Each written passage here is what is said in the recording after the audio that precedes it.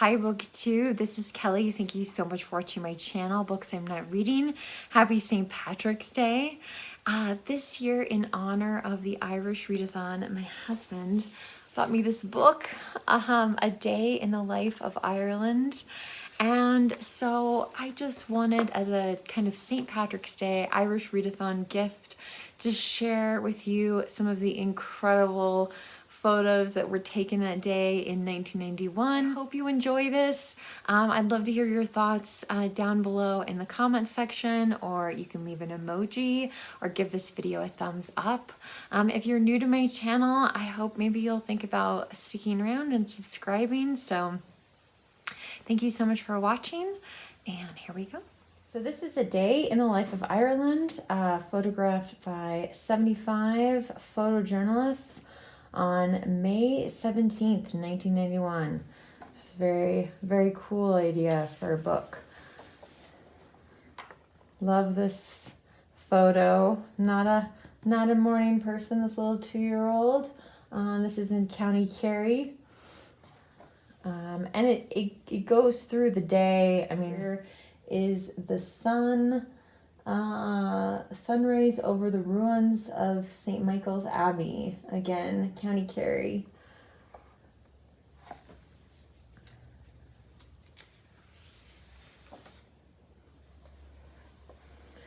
Folks getting out of bed, getting dressed for school.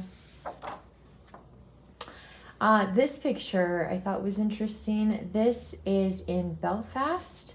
It's a little girl, and the guy is, helping the kids make it across the street. But in 1991, Northern Ireland had 334,000 school children, and only 2,300 of them were in what was called an integrated school, where both Protestant and Catholic students were taught the same curriculum in the same classroom together. So everyone else was either going to, some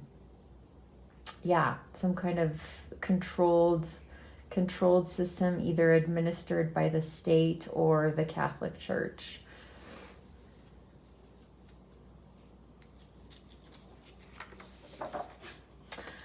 I thought this was a funnier photo. This is near the Isle of Man, and this man uses the plane to kind of go back and forth for his business. But every morning he has to literally, in his business outfit, he's herding sheep, because this is his backyard, is the runway for his little tiny plane to go to the Isle of Man. I love this photo so much of this girl. I just think looks so happy, so beautiful. I hope you're going to be able to see this. This semicircular ring fort dates back to the 1st century BC, making it one of the oldest known human settlements in Ireland. Historians believe that the fort, perched 300 feet above the waves, may have been fully circular, and so it may have gone, it jutted out into the water and eventually collapsed or eroded away. Fallen into the sea long ago due to erosion of the massive limestone cliffs. But such a dramatic picture. This, I love the thatched roofs in Ireland. I'm sure they are something of a safety hazard. I think they've found some ways. And it's not really about, even in 1991, it wasn't about the roof itself, which you can see underneath the sky, but it was just how it looked. So I thought that was interesting. This So orange is on Ireland's flag as well as green. These kids are, or boys, excuse me, are being accepted into the Junior Lodge of the Orange Order. And this man over here is actually a 49-year-old alderman in Ballymena, County Antrim. And it identifies him as a member of the Protestant organization known as the Orange Order, traces its roots back to 1795 when it was formed to promote Protestant interests in North Ireland. And apparently this guy, they asked him more about the Orange Order, and he said because it's a secret society, he won't say what the emblems on this sash mean. Okay, so this is the longest and widest main street in all of Ireland in 1991. And it's in Northern Ireland. These are British soldiers. This is some kind of checkpoint or whatever. The photographer was really shocked that this guy was pointing his gun at him, but the British Army told them later that he was probably just looking through the scope to see who the photographer was and what the photographer was doing. But it's a very dramatic picture, I think. These are just a couple portraits, a young boxer, and this gentleman over here is a retired pipe fitter. It's so beautiful. Okay, this is, I think, on one of the little islands off the coast of Ireland. Yeah, the Aran Islands.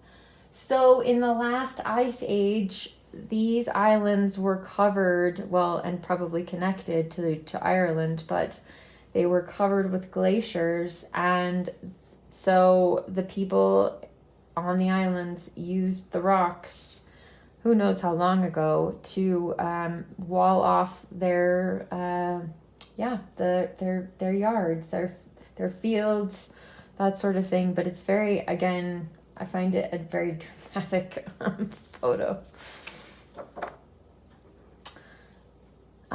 This is kids learning some Irish dances. Irish dance in 91 was part of physical education, excuse me, in Ireland. It's a great photo. Man, I love this one. So this is in Dublin, and this is Emily Dawson and Deco Doyle of the Paranoid Visions. So yeah, I think she does like house cleaning work, but they felt really kind of, I don't know, the whole punk scene in Ireland, these folks felt very isolated and felt like they were treated poorly by other people. And here's this old woman, or older woman, excuse me, stopping to talk to them and ask them about it. So yeah, I thought that was just a great shot of like, you want to be able to hear what they're actually talking about. This is Letitia, I hope I'm saying that right, and Terry, their wedding day. Oh, so you can see the reception. This is before the wedding. They're fixing her dress, which is beautiful, I think. So one of the things that makes this photo important is in 1991, the right to get a divorce was not allowed in the Constitution. So they tried in 1986. There was a referendum to amend the law. It was voted down nearly 2-1. But it has since 1991, and I think it's later 90s, people are allowed to get divorced in Ireland now. And the next page is, I feel like, I don't know. Yeah, the photo is so dark. The room is so dark. But you just feel like these folks have been married and together for forever. Yeah. This whole image right here, it's like this is that previous couple's, this is their future.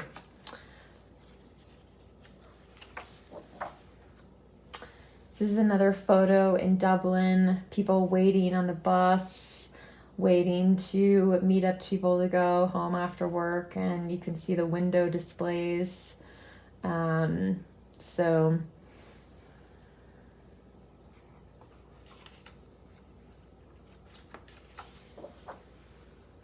and so now it's getting later on in the day and people are going out having a Guinness. I had to include this.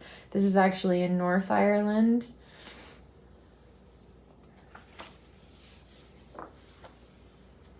And there's the sun setting on another sacred place in Ireland, probably. So these are women in Dublin playing bingo.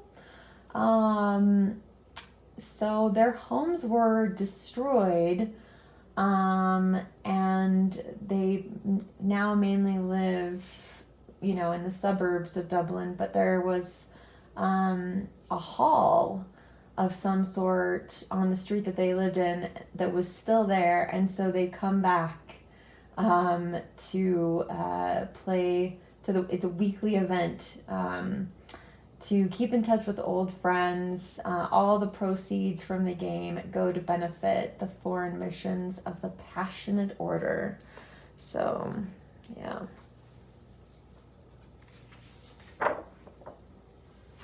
And then finally, here's some folks having a good time at a pub.